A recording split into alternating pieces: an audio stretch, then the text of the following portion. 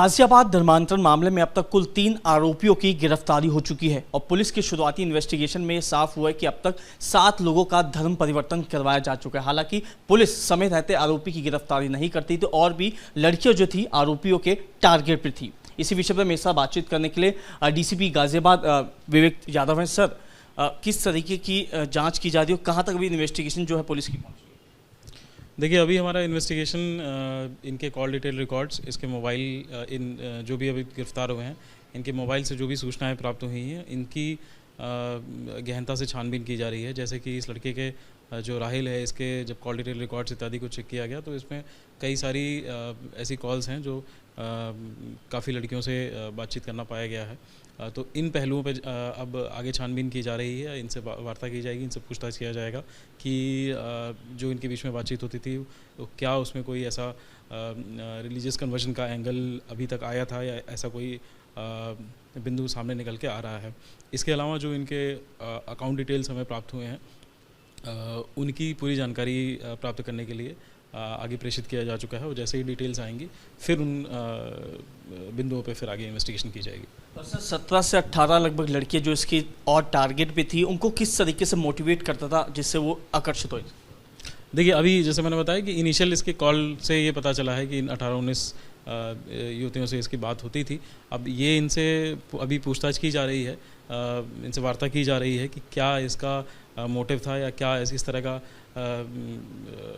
कोई ऐसा एंगल है जिसमें रिलीजियस कन्वर्जन का या रिलीजियसली मोटिवेटेड कुछ बातें की जाती थी। ये जब ये कंप्लीट हो जाएगी इनसे सभी से बातचीत, तब जाके ये क्लियर होगा। सर, राहिल का क्या बैकग्राउंड, क्योंकि राहिल जो है काफ़ी ज़्यादा लड़कियों के टच में था, उसकी आपके व्हाट्सएप चैट्स भी है, कुछ आईडीज़ भी हैं, उसमें काफ़ी कुछ मिला है।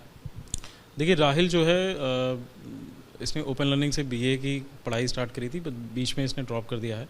उसके बाद से ये अलग अलग तरीके की जॉब्स में रहा है। बीच में इसी कॉल सेंटर में था, फिर ये जॉब छोड़ के फिर ये कुछ प्राइवेट सेल्स का काम करता था, फिर अगेन इस कॉल सेंटर में इसने ये जॉब स्टार्ट किया है।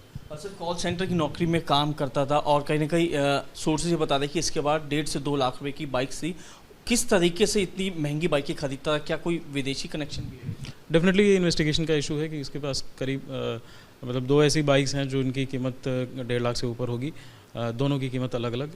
तो ये इसीलिए सारी अकाउंट डिटेल्स और बाकी पीछे की जानकारी की जा रही है कि क्या कोई ऐसा इकोनॉमिक मोटिवेशन रहा है या क्या कोई फंडिंग रही है। तो ये जैसे ही इसकी अकाउंट डिटेल्स या अन्य डिटेल्स आ जाएंगी तब ये चीज़ें क्लैरिफाई हो पाएंगी। सर, गाजियाबाद पुलिस इस मामले में इंटेरोगेशन कर रही है तीनों से। अब तक ये पता चला है कि टारगेट करते थे, पैसे का लालच देते थे या कोई और मोटिव था?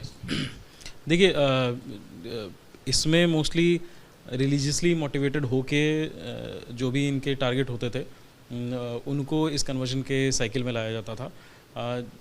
जैसा कि पहले मैं स्पष्ट कर चुका हूँ कि वल्नरेबल टारगेट्स को चूज़ करते थे और उस पर काफ़ी टाइम तक काम करके फिर जब वो कन्वर्जन के साइकिल में आ जाता था या आ जाती थी तो फिर बाद में ये इंश्योर भी किया जाता था कि जब ये फैमिली द्वारा या समाज द्वारा उनको किसी तरह की प्रॉब्लम हो तो फिर वो वापस भी ना जा पाए, ताकि बीच बीच में कई लोगों द्वारा काउंसलिंग की जाती थी। इसीलिए ये लोग जो नए धर्मांतरित लोग हैं उनसे अक्सर ये अलग अलग लोगों से मिलवाते रहते थे। तो यानी कहा जैसे इस लिंक में अभी कोई पैसों का जो लिंक है वो नहीं जुड़ रहा है?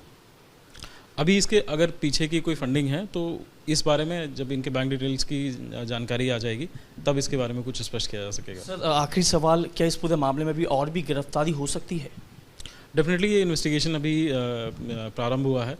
अब इसमें इसके पीछे के लिंक्स क्या हैं वो उसकी जानकारी की जा रही है और भी क्या कोई लोग इन्वॉल्व हैं या कोई इसमें ऑर्गेनाइज तरीके से कोई चीज़ें की जा रही हैं, ये जैसे जैसे सामने आता जाएगा और उसमें कोई दोषी आता है तो डेफिनेटली उनकी गिरफ्तारी की जाएगी। बिल्कुल। गाजियाबाद धर्मांतरण मामले में गाजियाबाद पुलिस जो है बारीकी से इन्वेस्टिगेशन कर रही है। राहिल की बैंक डिटेल्स मंगवाया गया है, उससे ये साफ हो पाएगा कि आखिरकार इस पूरे मामले में क्या और नया रूप निकल के सामने आ सकता है। लेकिन 3 गिरफ्तारी हो चुकी है और जो लड़कियाँ इसके टारगेट पर थी उससे भी फिलहाल पुलिस जो आने वाले दिनों में पूछताछ कर सकती है।